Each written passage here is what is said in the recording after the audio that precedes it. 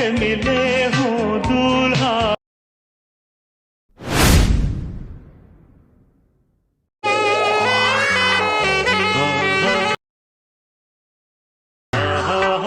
दोनों तरफ बे जैसे मिले हों दूल्हा।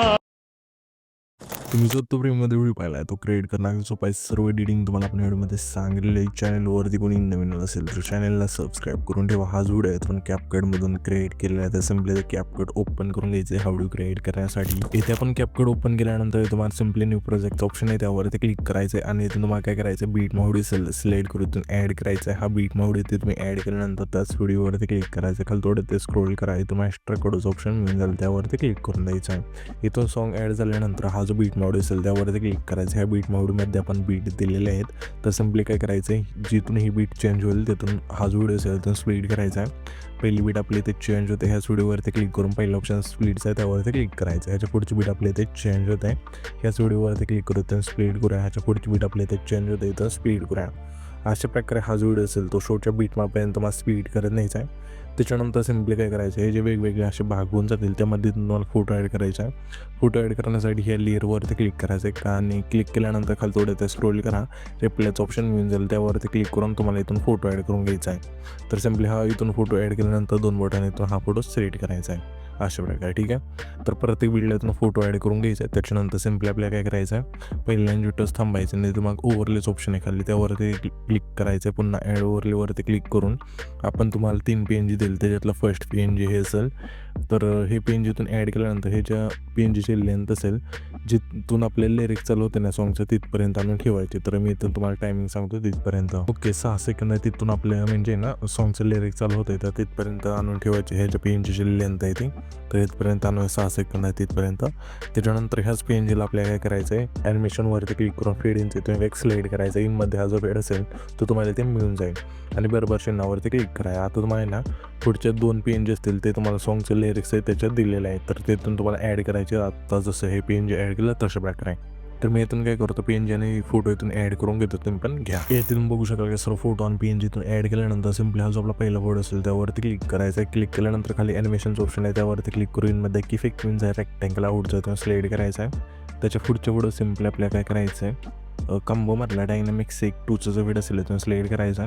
त्याच्या पुढच्या फोटो सिम्पली कंबोमधलाच पॉपिंग कॅन्डीचं जो फेड असेल तो स्लाईड करायचा आहे. त्याच्या पुढच्या फोटो सिम्पली कंबोमधला झूम 1चा तो एक स्लाईड करायचा आहे.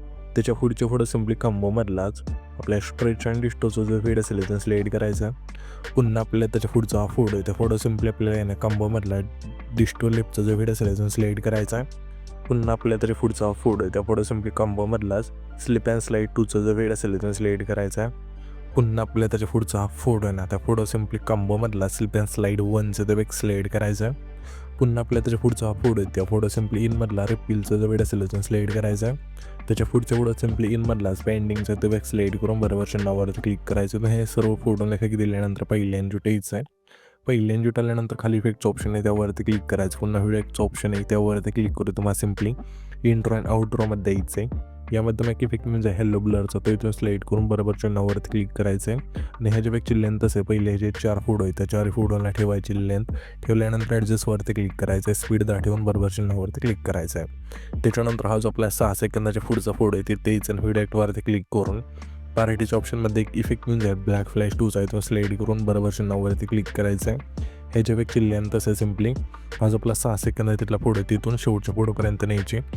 नेल्यानंतर सिम्पली हा जो आपला आहे 8 सेकंद आहे तिथला फोटो आहे जिथं आपण स्प्लिट केला ते तेच आणि व्हिडिओ ॲक्टवरती क्लिक करून मोशनच्या ऑप्शनमध्ये यायचं आहे. यामध्ये तुम्हाला एक इफेक्ट म्हणजे कॉपी रिप्लेस इथून स्लाईड करायचं आहे बरोबर चिन्हावरती क्लिक करायचं आहे. ह्याच्यापेक्षा लेंथ असेल 8 आणि 10 सेकंदाचे तिथले जे दोन्ही फोटो आहे त्या दोन्ही फोटोला ठेवायचे. त्याच्यानंतर सिम्पली हा जो आपला आहे ना 12 सेकंदाचा तिथला फोटो आहे त्याच्या अशा प्रकारे म्हणजे डायरेक्ट 12 सेकंद तिथं आलं तरी चालेल.